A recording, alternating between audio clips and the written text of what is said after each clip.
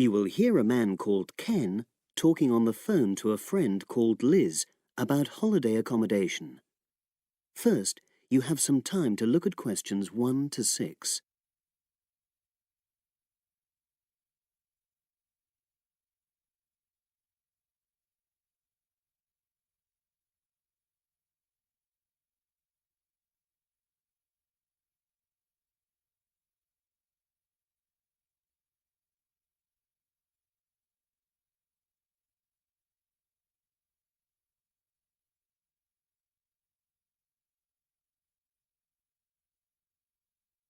You will see that there is an example which has been done for you.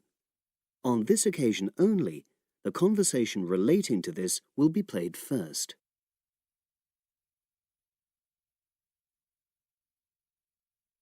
Hello. Hi Liz, it's Ken here. Hi, Ken. Nice to hear from you. Are you... This is just a quick call, but Mary and I have just been talking about our summer holiday. We haven't booked a place yet, and we've left it a bit late. We were just wondering if you know of any holiday rentals in your area. It's so nice there. Well, yes. I can think of 2 or 3 places that are very nice. What dates have you got in mind? The 10th of July to the 22nd of July. Ken says that they need accommodation from the 10th to the 22nd of July. So the 10th to the 22nd of July has been written in the space. Now we shall begin. You should answer the questions as you listen because you will not hear the recording a second time. Listen carefully and answer questions 1 to 6.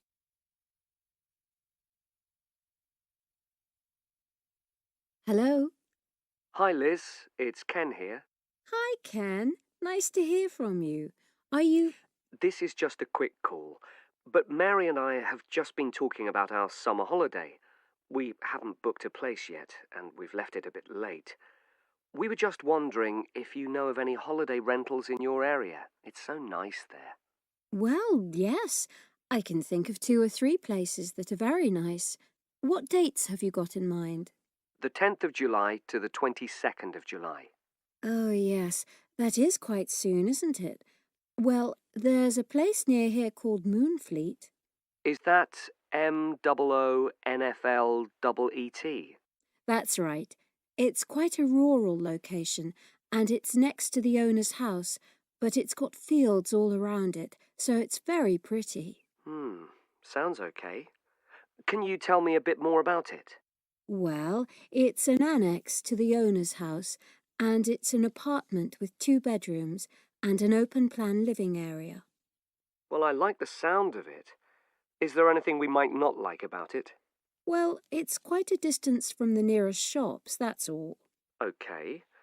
And, well, I'll tell Mary, but I don't think she'd mind that. Do you know how you book it? You have to book on the internet. There's a web address. It's www.summerhouses. One word. Yes, then .com. You'll be able to look at a photograph on that. Okay. And what about the others? Where are they? The second one I'm thinking of is called Kingfisher, and that's even more rural. It's a really beautiful location, in fact. It's by the river, and it's got nice views. It overlooks woodland on the other side.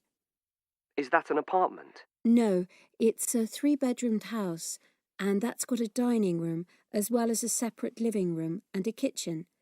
But I expect it's more expensive. You'll have to check the prices. It's probably a bit bigger than we need, but our nephew might be joining us. We're not sure yet. How do you book Kingfisher? You have to phone the owner directly. Shall I give you the number? I've got it here in my phone book. It's 01752 669 218. Right. Before you hear the rest of the conversation, you have some time to look at questions 7 to 10.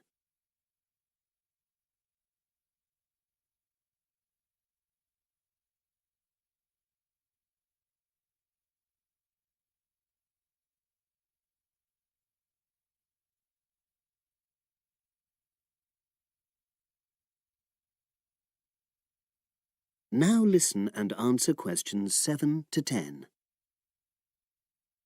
And you mentioned a third place? Yes, there's a house that my sister stayed in last year. It's called Sunnybanks. Nice name. And the location of that one is rather different. It's in the centre of a village, but it's a very small and quaint place. Did your sister like it? Oh, yes. It's by the sea, so her children really loved it. What's the accommodation like? I'm not sure about the number of rooms because I haven't been in it myself, but I think she said it's quite spacious, and I know it's got its own garden. It's not very big, but it's not shared with anyone else, and it's supposed to be very pretty. Any snags? Problems? The only other thing I can think of is that there's nowhere for parking. The streets are too narrow, so you have to leave your car somewhere else and then walk to the house. It's only about 10 minutes away, but... OK. Well, I don't think it matters personally. How do you book it? There's an agent you have to contact. I don't know his details, but I can ask my sister and let you know tomorrow. Thanks, Liz. That'd be great. I'll talk to Mary and see what she says. Thanks for your help. That's okay, Ken. I'll speak to you again tomorrow. I hope you find what you're looking for. That is the end of section 1. You now have half a minute to check your answers.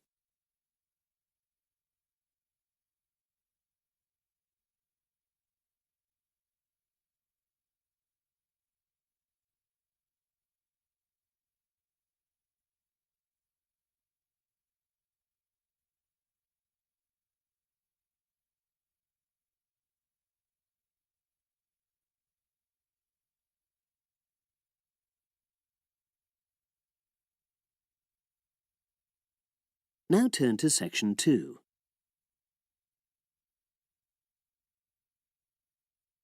Test 6, section 2. You will hear part of a radio program about do-it-yourself house painting. First, you have some time to look at questions 11 to 14.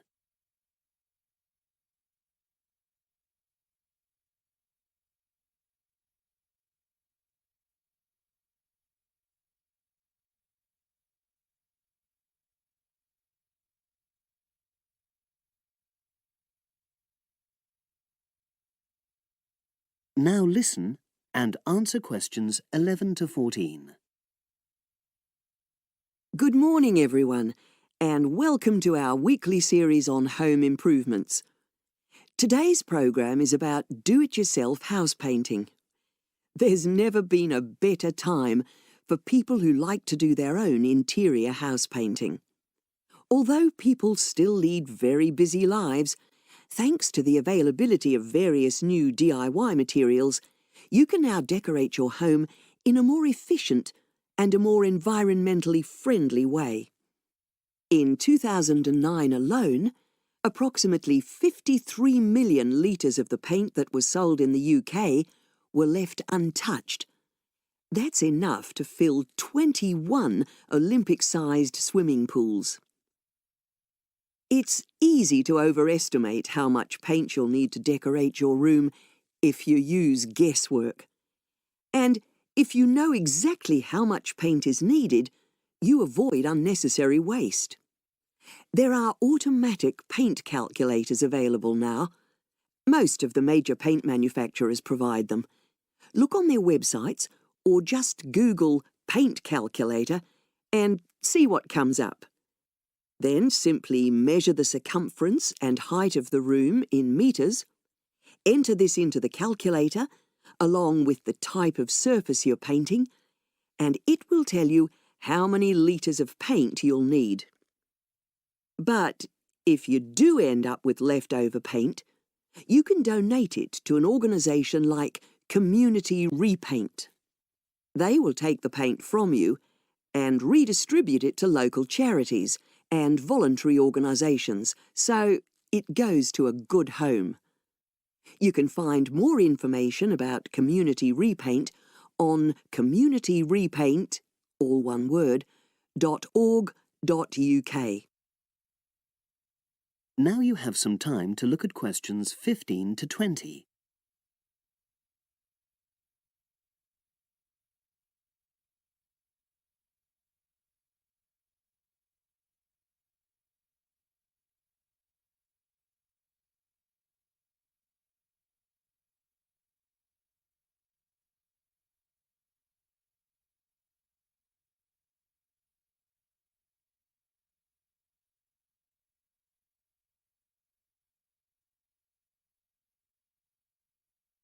Now listen and answer questions 15 to 20. Another way of avoiding paint wastage is to check you're completely happy with your colour choice before starting to paint. For example, you can get a small sample of the colour you're thinking of using, then paint a board and move it around the room, so you can see how it looks against your furnishings and in different lights. Also, it's always better to buy high-quality paints because you get what you pay for. If you buy cheap paint, you might need to apply 2 or 3 coats to achieve the same coverage that you'd get from 1 coat of a good quality paint. You could also spend a week on a job that could have been done in a day or 2. And consider the environment. Most paint manufacturers now sell water-based paints that don't contain harmful chemicals or give off harmful odours, so get one of these. You can also buy paint that's packaged in recyclable containers. There's a lot more choice than there used to be.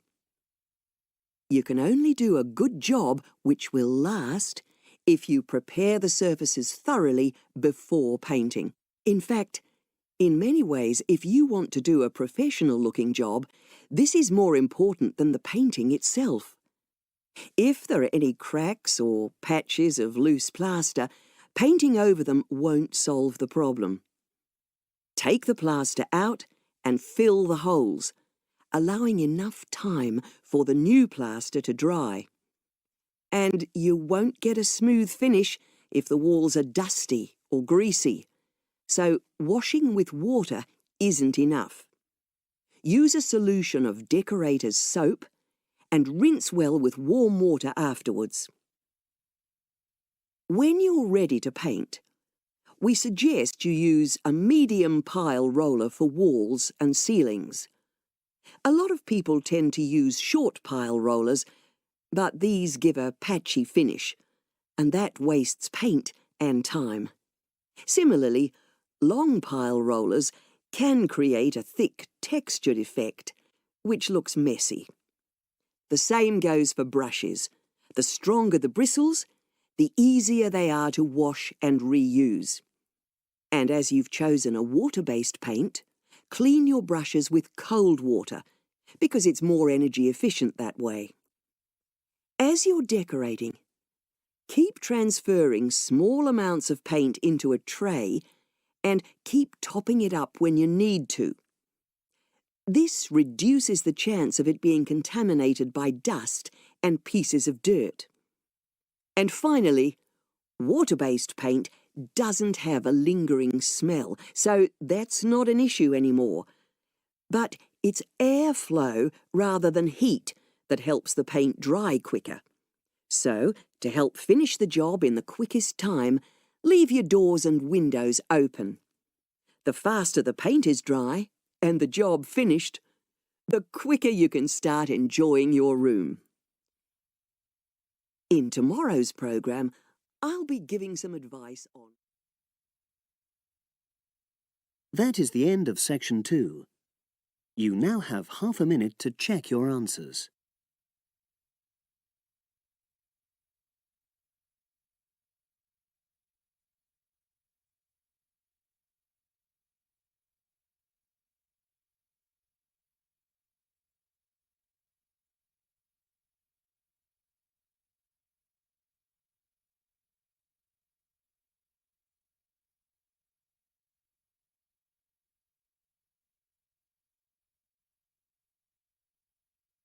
Now turn to section 3. Test 6, section 3. You will hear 2 engineering students, a woman in her 6th year called Linda and a man in his 5th year called Matthew, discussing the benefits of student work placements. Before you listen, you have some time to look at questions 21 to 26.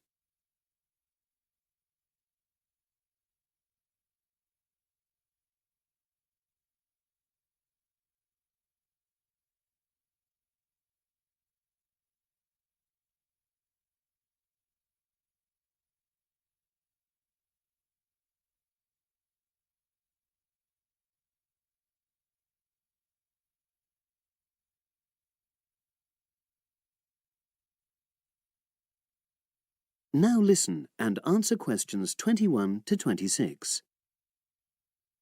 Hi, Linda. Can you spare a few minutes?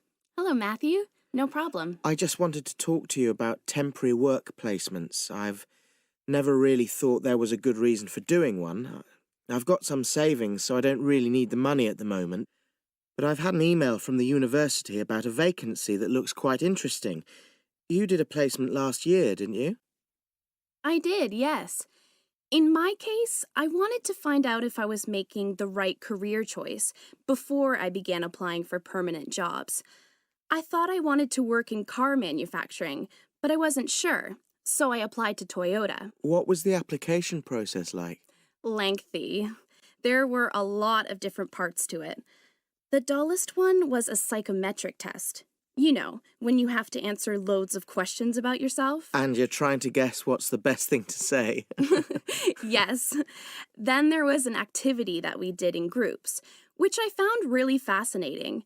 Engineers are renowned for being a bit unsociable, but I thought we made a great team. And we had an individual task too. We had to sort through various business documents and prioritize them. It was just like what you have to do as a student, really, just with different content. What exactly were you doing on the placement? I was helping to design some diagnostic software to identify any waste in the car assembly process. Do you mean waste of materials? No, time. Anything that can speed the process up helps to cut costs. How did the work placement compare to being a student? Was it hard work? Yes, it was.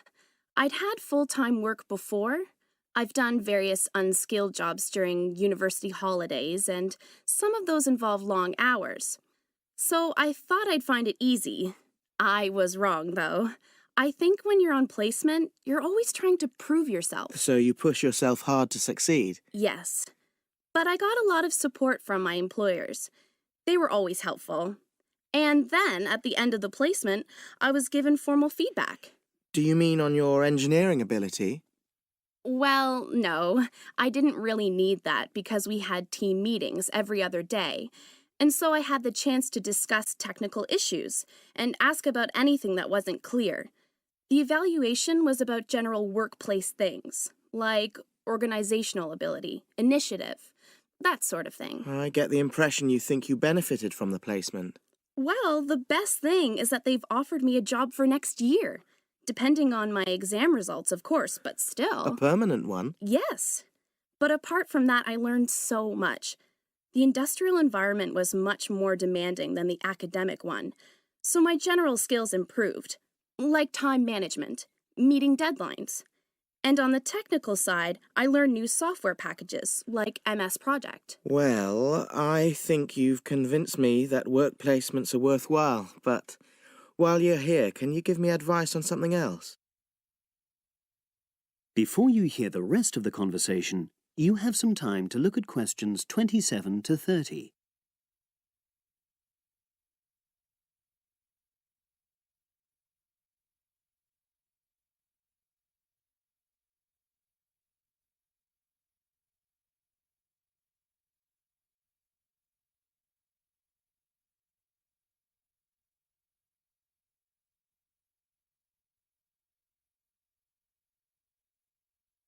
Now listen and answer questions 27 to 30.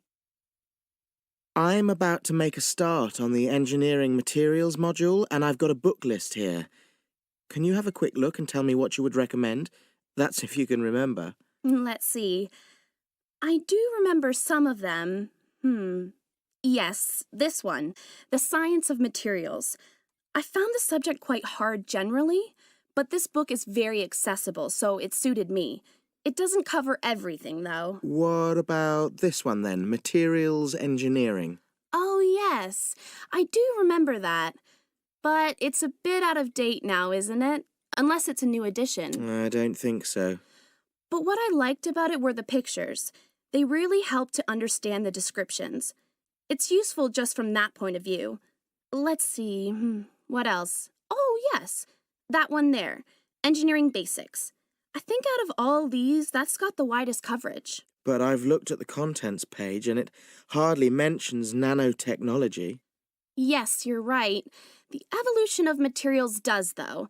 It's a recent publication, so it covers all the latest developments.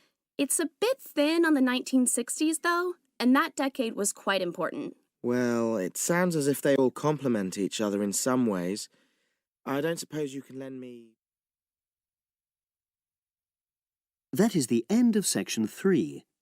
You now have half a minute to check your answers.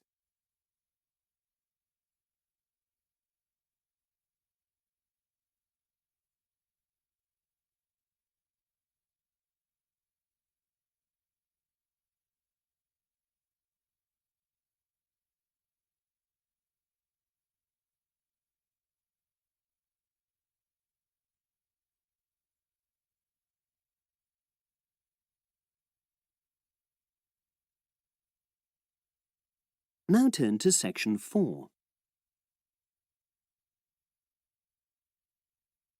Test 6, section 4.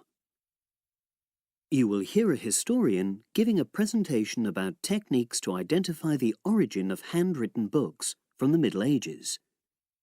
First, you have some time to look at questions 31 to 40.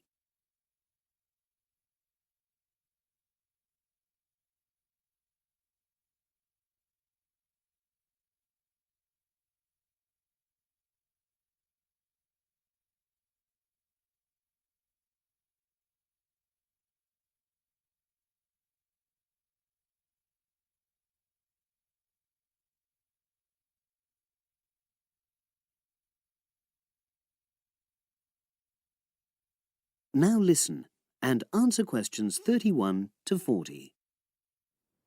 My presentation today is on how the science of genetics is being used to shed light on the origin of manuscripts, anything written by hand, produced in the medieval period, that is, the period between the 5th and 15th centuries AD. As many of you know, thousands of medieval handwritten books still exist today.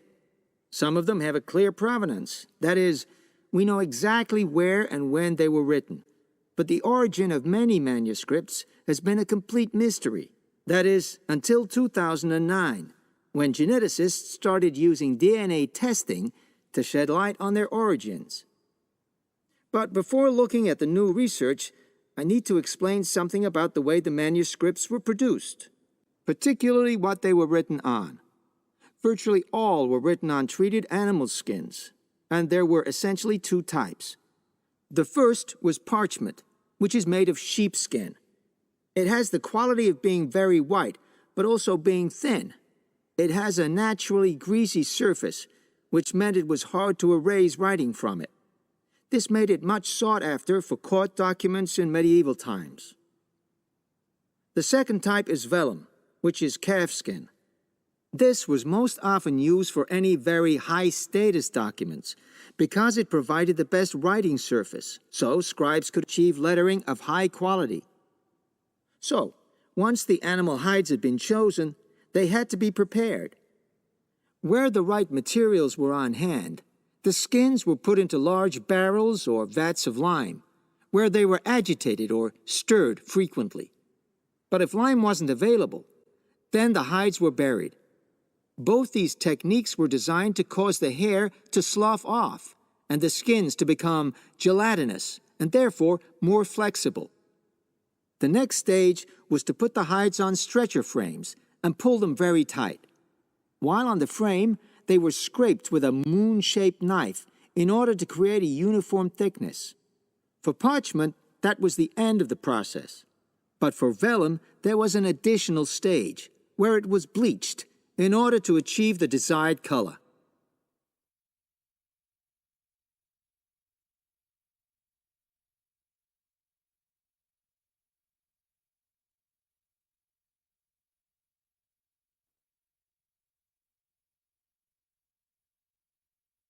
So, what does all this preparation mean for the quest to identify the origins of mystery manuscripts? Well, until recently, the only way historians and other academics were able to guess at origins was either through the analysis of the handwriting style or from the dialect in which the piece was written. But these techniques have proven unreliable for a number of reasons. It was thus decided to try to look at the problem from a different angle, to start from what is known, that is, the small number of manuscripts whose origins we do already know. Because these parchments and vellum are both made from animal hides, it was possible to subject them to DNA testing and to identify the genetic markers for the date and location of production. From this was created what is known as a baseline. The next stage was to test the mystery manuscripts, finding their DNA characteristics, and then making comparisons between the known and the mystery scripts. Genetic similarities and differences enabled the scientists to gain more information about the origins of the many manuscripts we had known virtually nothing about up to that point. Now you might ask, what are the potential uses of this new information? Well, obviously, it can shed light on the origin of individual books and manuscripts. But that's not all. It can also shed light on the evolution of the whole of the manuscript production industry in medieval times. And because that was such a thriving business, involving very large-scale movements right across the globe, the new data in turn help historians establish which trade routes were in operation during the whole millennium. Now, if anyone has any questions... That is the end of section 4. You now have half a minute to check your answers.